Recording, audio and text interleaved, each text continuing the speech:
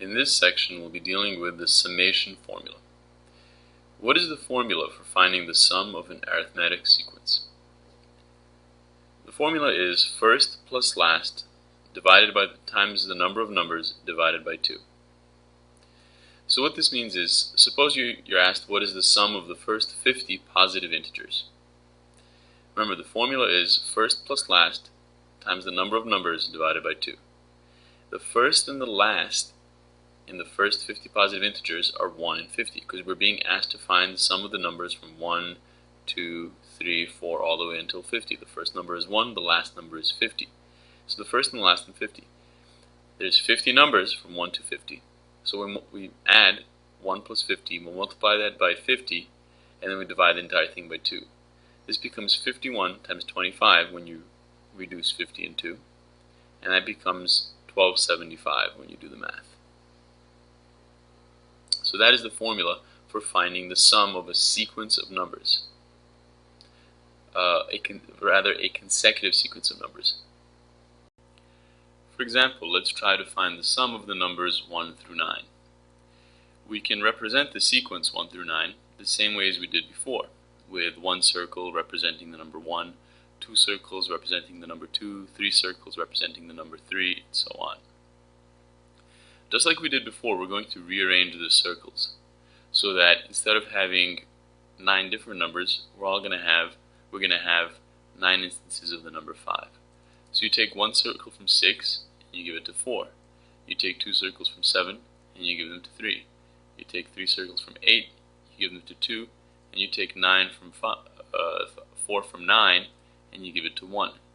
So in this case, instead of having 1 plus 2 plus 3 plus 9, we now have 5 plus 5 plus 5 plus 5 9 times. So we have 9 instances of the number 5.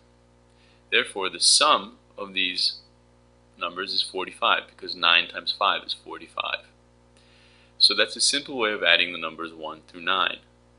Instead of adding 1 plus 2 plus 3, we change all of them into 5 and we multiply that by 9. So in other words, to find the sum of a sequence of consecutive numbers, you have to find the median, the middle number, and then multiply the median by the number of numbers.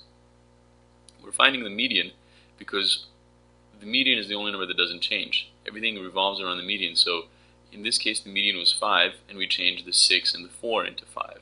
Then we changed the 7 and 3 into 5, and so on.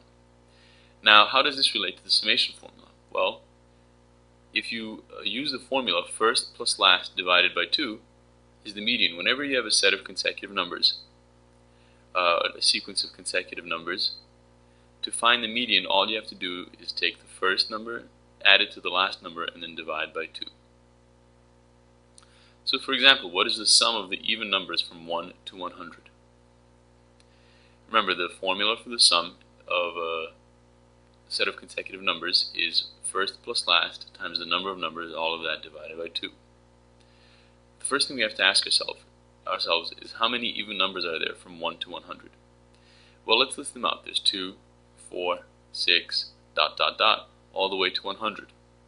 So instead of counting these, we can spot a pattern. 2 is the same as 1 times 2. 4 is the same as 2 times 2. 6 is the same as 3 times 2. And then 100 is the same as 50 times 2. So 2 is the first multiple of 2, 4 is the second multiple of 2, 6 is the third multiple of 2, 100 is the 50th multiple of 2. An even number is a multiple of 2. So that's another way of thinking about even numbers. Even numbers are numbers that are divisible by 2, so they're numbers that are multiples of 2. So what we're really asking ourselves is how many multiples of 2 are there? Well, we can see that it's 1, 2, 3 all the way until 50, so that there's 50 multiples of 2, or 50 even numbers in the set of consecutive numbers from 2 to 100. So then we can plug that into the formula. The first number, the first even number from 1 to 100 is 2. The last even number is 100, so we add 2 plus 100. We multiply that by 50 because that's the number of even numbers, and we divide by 2. So we get here 102 times 50 over 2, or 51 times 50, which is 2,550. And so the sum of all the even numbers from 1 to 100 is 2,550. And finally, let's take a look at this question. What is the sum of all the multiples of 3 from 100 to 200? We'll be doing this question the same way we did the previous question. First, what's the summation formula, since we're dealing with consecutive numbers? The summation formula, once again, is the sum is equal to the first plus the last times the number of numbers, all of that divided by 2. So first, how many multiples of 3 are there from 100 to 200? We'll do this the same way we did the previous one. We'll start listing the multiples of 3 first. The first multiple is 102, the first multiple of 3 is 102, then 105, then 108, all the way until 198. Clearly we're not going to list all the multiples of 3, that would take too long, so we need to find a pattern here. The pattern is that 102 is the 34th multiple of 3, because it's 34 times 3. 105 is the 35th multiple of 3. 108 is the 36th multiple of 3. And all the way up to 198, which is the 66th multiple of 3.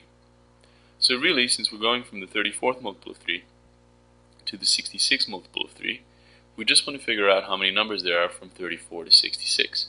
And we could use the formula we found previously, which is just the difference plus 1 when you're trying to find how many integers there are from one integer to another. So here we're told that there's 33 multiples of 3 from 100 to 200.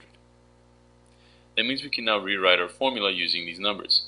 The first number is 102 because that's the first multiple of 3 from 100 to 200. The last is 198 because that's the last multiple of 3 from 100 to 200.